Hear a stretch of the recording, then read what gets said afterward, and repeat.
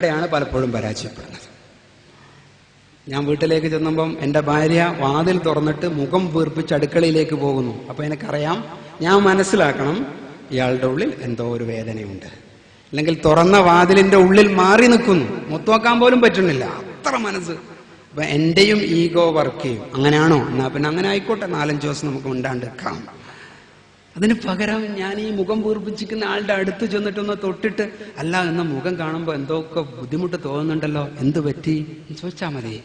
കണ്ണുനീര് വരും പുറത്തേക്ക്, സങ്കടം അലിഞ്ഞു പോകും. എൻ്റെ വേദന കേൾക്കാനെങ്കിലും ആരുമില്ല എന്നുള്ളതാണ് ലോകത്തിലുള്ള ഭൂരിപക്ഷം ആളുകളുടെയും പ്രശ്നം.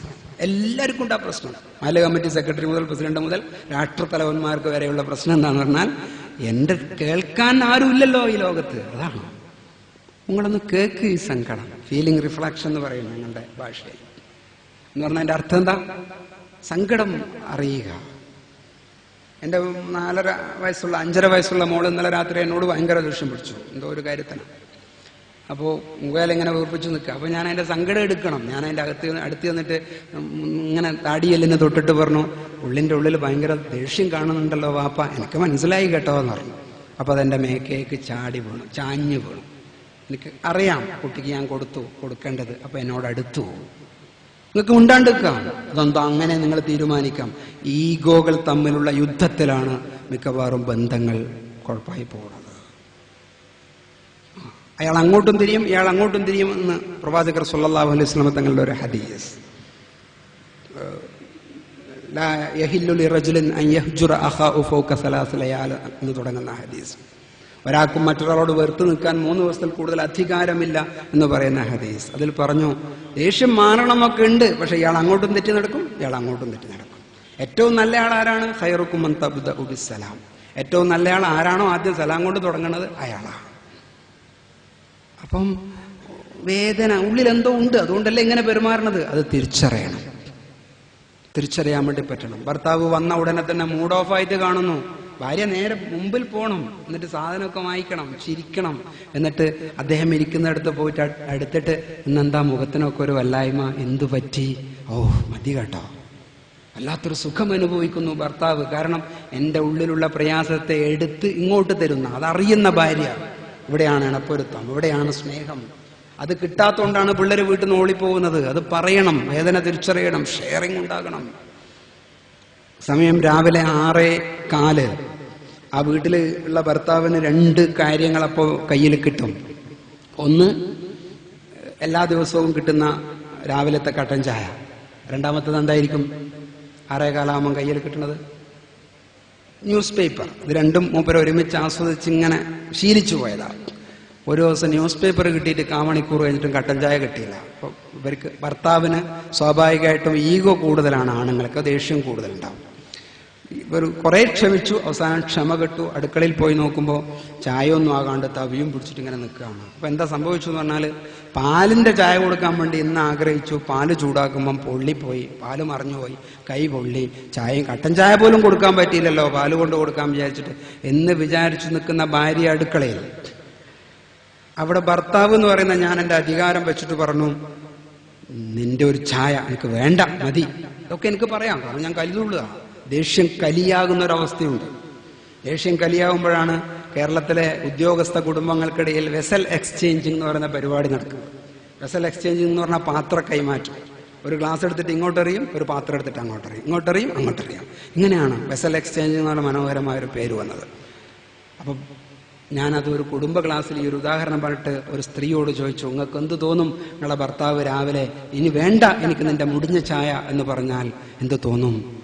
സാറേ എന്തു പറയാനാ, തല്ലാൻ തോന്നുന്നു. കാരണം സങ്കടവും ദേഷ്യവും പെട്ടിട്ട് കലിതുള്ളുകയാണ് ഇവളുടെ മനസ്സ്. ഞാൻ ആ സന്ദർഭത്തെ ഇങ്ങനെ തിരിച്ചു കൊടുത്തു. ഞാൻ പറഞ്ഞു, വാതിലിൽ വന്ന് നിൽക്കുമ്പം വേദനയോട് നിൽക്കുന്ന ഭാര്യ കൈ പൊള്ളിയിട്ടുണ്ട്, പാല് മറിഞ്ഞിട്ട്. ആ പൊള്ളിയ വിരളേതാണെന്ന് നോക്കിയിട്ട് ആ വിരല് മെല്ലെ ഉയർത്തിയിട്ട് അത് ഭർത്താവിൻ്റെ ചുണ്ടിനോട് വെക്കുകയാണെങ്കിൽ എന്തു തോന്നുന്നു ചോദിച്ചപ്പോൾ സ്ത്രീ പറഞ്ഞു, പിന്നെന്താ പറയേണ്ടത്, ഒരു സ്വർഗത്തിലെത്തിയത് പോലുള്ള ഒരവസ്ഥയല്ലേ എന്നുള്ളതാണ്. കാരണം ഇത് വീട്ടിൻ്റെ അകത്ത് സ്വർഗവും നരകവും ഉണ്ടാക്കാൻ നമുക്ക് പറ്റും. ഇവിടെ കൈപ്പൊള്ളിയ ഭാര്യയുടെ വേദന തിരിച്ചറിഞ്ഞ് അതിനെ സാന്ത്വനിപ്പിക്കുന്ന ഭർത്താവ്, കച്ചവടം മോശമായതിന്റെ അല്ലെങ്കിൽ ആരോടോ തർക്കിച്ച് വീട്ടിലേക്ക് കയറി വരുമ്പോൾ ആ ഉള്ളിലുള്ള നീരസത്തെയും സങ്കടത്തെയും എടുത്ത് മൃദുവാക്കി അങ്ങോട്ട് കൊടുക്കുന്ന ഭാര്യ. എത്ര മനോഹരമാണ് ഈ ജീവിതം. അതിനൊന്നും പറ്റൂലെങ്കിൽ അതിന്റെ അർത്ഥം നമ്മൾ നല്ല ഭർത്താവല്ല, നമ്മൾ നല്ല ഭാര്യ. ഞാൻ ഇത്രയൊക്കെ സംസാരിച്ചു, നിങ്ങൾ ആലോചിച്ച് നോക്കൂ. സ്നേഹമുള്ള കുടുംബത്തിൽ സ്നേഹം ലക്ഷണങ്ങളെ കൊണ്ട് പുറത്ത് കാണും.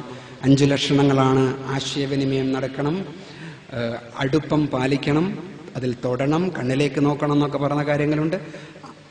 കലവറയില്ലാതെ പ്രശംസിക്കണം, കൊച്ചു കൊച്ചു സമ്മാനങ്ങൾ കൊടുക്കണം, ഉള്ളിലുള്ള വേദനയെ, സങ്കടത്തെ, പ്രയാസത്തെ തിരിച്ചറിയണം. ഇങ്ങനെയൊക്കെയുള്ളൊരു കുടുംബം വളരെ സുഖകരമായി പോകുന്നുണ്ടാവും. അവിടെ പണം ഒരു പ്രശ്നമല്ല, വീടൊരു പ്രശ്നമല്ല, അവിടെ പരസ്പരം ഹൃദയം ചേർന്നിട്ടുള്ളതാണ്. അല്ലെങ്കിൽ പണം പ്രശ്നമാവാൻ പാടില്ല. അല്ല, അടുത്ത വർഷം ഇൻഷാ അല്ലാഹ് കുടുംബസംഗമം നടക്കുകയാണെങ്കിൽ ഇവിടെ കൂടിയിരിക്കുന്ന രക്ഷിതാക്കൾക്ക് ബഡ്ജറ്റിന്റെ ട്രെയിനിങ് കൊടുക്കണം. ബഡ്ജറ്റിന്റെ ട്രെയിനിങ് എന്ന് പറഞ്ഞാൽ 5000 രൂപ കുടുംബ വരുമാനമുള്ള നാട്ടുകാരെവിടെ ഉണ്ടാവും.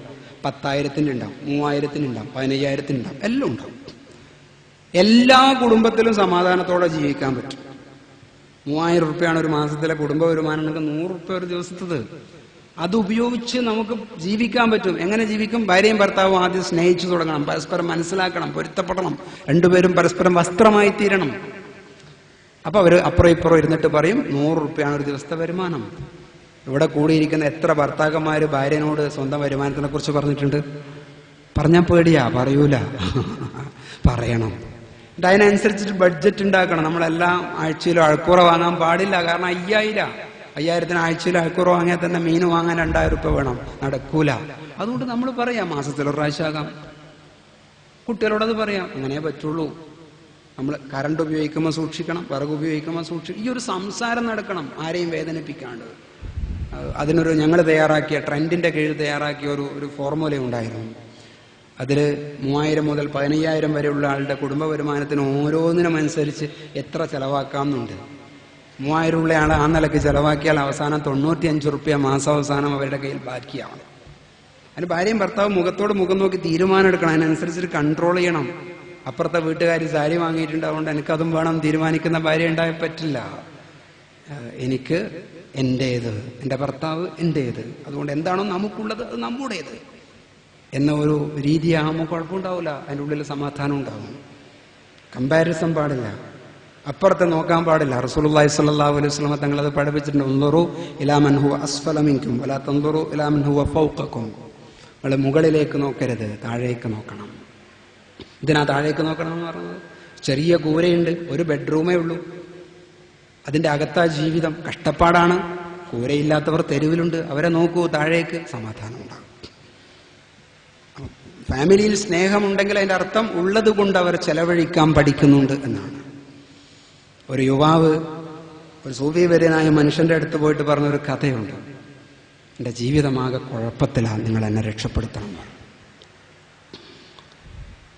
എന്താണ് നിന്റെ പ്രശ്നം? അതെൻ്റെ വീട്ടിൽ ഒരു റൂം മാത്രമേ ഉള്ളൂ, ഞാനും 4 മക്കളും ഭാര്യയും അതിൻ്റെ അകത്ത് കിടന്നുറങ്ങുന്നു, അതിൻ്റെ അകത്തുനിന്ന് ഭക്ഷണം ഉണ്ടാക്കുന്നു, അതാണ് ഞങ്ങളുടെ റിസപ്ഷൻ റൂം, ഞങ്ങളുടെ ബെഡ്റൂം എല്ലാം ഒന്നാണെന്ന് പറഞ്ഞു. ഭയങ്കര ബുദ്ധിമുട്ടാണ്. ഓ, അതാണോ പ്രശ്നം? അതിന് ഞാൻ പരിഹാരം ഉണ്ടാക്കി തരാമെന്ന് പറഞ്ഞപ്പോൾ ഇയാൾക്ക് ആശ്വാസമായി. ഞാൻ പറയുന്നത് പോലെ നീ കേൾക്കണം. സമ്മതിച്ചു. അങ്ങനെയാണെങ്കിൽ ആ വീട്ടിൻ്റെ അകത്ത് നീ ഒരു ആട്ടിനെ വാങ്ങിക്കെട്ടണം എന്ന് പറഞ്ഞു. അപ്പോൾ ഒരു റൂമിൻ്റെ അകത്ത് ആട് വന്നു, ആട്ടിൻ്റെ കുട്ടി വന്നു, ആട്ടിൻ്റെ കാട്ടം വന്നു, ആട്ടിൻ്റെ മൂത്രം വന്നു. ആകെപ്പാടെ ഇയാൾക്ക് പ്രശ്നമായി. 6 മാസം കഴിഞ്ഞിട്ട് പറഞ്ഞു, നിങ്ങൾ പറഞ്ഞതുപോലെ ചെയ്തു, സമാധാനം കിട്ടിയിട്ടില്ല. അങ്ങനെയാണെങ്കിൽ നീ ഒരു പശുവിനെയും കൂടി വാങ്ങിയിട്ട് അതിൻ്റെ അകത്ത് കെട്ടണം എന്ന് പറഞ്ഞു. അപ്പം പശുവായി, ആടായി, ആടിൻ്റെ കുട്ടികളായി, പശുവിൻ്റെ കുട്ടികളായി, കാട്ടായി, ചാണകമായി, ആകെപ്പാടെ പ്രശ്നം.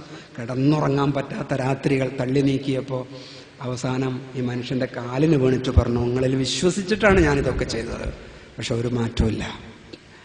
അങ്ങനെയാണെങ്കിൽ നീ ആദ്യം വാങ്ങി ആടിനെ വെക്കണം, അതിൻ്റെ കുട്ടികളെയും വെക്കണം എന്ന് പറഞ്ഞു. എന്നിട്ട് പോയിട്ട് പറഞ്ഞു, അതിനൊക്കെ ഞാൻ കൊടുത്തു, ഇപ്പം പകുതി സമാധാനമായി എന്ന് പറഞ്ഞു. അങ്ങനെയാണെങ്കിൽ 2 ആഴ്ച കഴിഞ്ഞിട്ട് ആ പശുവിനെയും ഒഴിവാക്കണം, അതിൻ്റെ മക്കളെ ഒഴിവാക്കണം, എന്നിട്ട് വാന്ന് പറഞ്ഞു. പശുവിനെയും മക്കളെ ഒഴിവാക്കിയിട്ട് ഇയാളുടെ മുന്നിൽ വന്നിട്ട് പറഞ്ഞു, അൽഹംദുലില്ലാ, ഇപ്പം എൻ്റെ ജീവിതത്തിൽ വല്ലാത്തൊരു സന്തോഷവും സമാധാനവും. അപ്പോൾ ചോദിച്ചു, പഴയ വീട്ടിൽ തന്നെ അല്ലേ താമസം? അതെ, പഴയ വീട്ടിൽ തന്നെ. വീടിൻ്റെ സ്വഭാവം മാറിയോ? ഇല്ല. റൂമിൻ്റെ എണ്ണം മാറിയോ? ഇല്ല. പിന്നെ എനിക്കെങ്ങനെ സമാധാനം കിട്ടി? അതിലും വലിയ ആപത്ത് എനിക്ക് വന്നപ്പോൾ എനിക്ക് അന്നേരം എൻ്റെ അനുഗ്രഹത്തെ ഓർമ്മിക്കാൻ പറ്റില്ല. നമ്മളുടെ എല്ലാവരുടെയും കാര്യം അതാണ്. ഒരു നിമിഷം നമുക്ക് സമാധാനിക്കാൻ പറ്റും ഉള്ളത് കൊണ്ട് സന്തോഷത്തോടുകൂടി ജീവിക്കുകയാണെങ്കിൽ.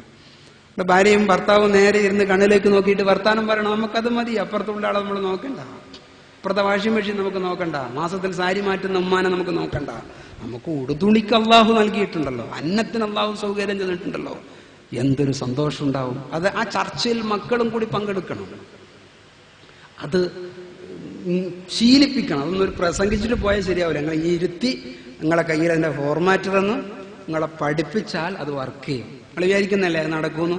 വീട്ടിൽ പോയി നോക്കണം. വല്ലാത്ത മനഃശക്തിയുള്ളവരാരെങ്കിലും ഈ കൂട്ടത്തിലുണ്ടെങ്കിൽ ചിലപ്പോൾ നടക്കും. അങ്ങനെ ശരിയായൊരു ജിഹാദ് സ്വന്തം നഫ്സിനോട് ചെയ്യാൻ പറ്റുന്ന ആൾ ഉണ്ടെങ്കിൽ കുറച്ചൊക്കെ നടക്കും. ഇതൊരു വലിയ കാര്യമാണ് പറഞ്ഞത്. ഇനി മറ്റൊരു കാര്യവും കൂടിയുണ്ട്. കുടുംബജീവിതത്തെ ശിഥിലമാക്കുന്ന വളരെ പ്രധാനപ്പെട്ട ഒരു പ്രശ്നം, അത് ടെലിവിഷനാണ്.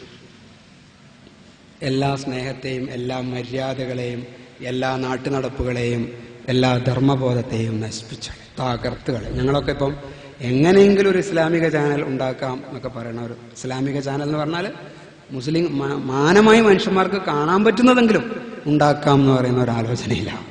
വലിയ ത്യാഗം അങ്ങനെ ഉണ്ടാക്കൽ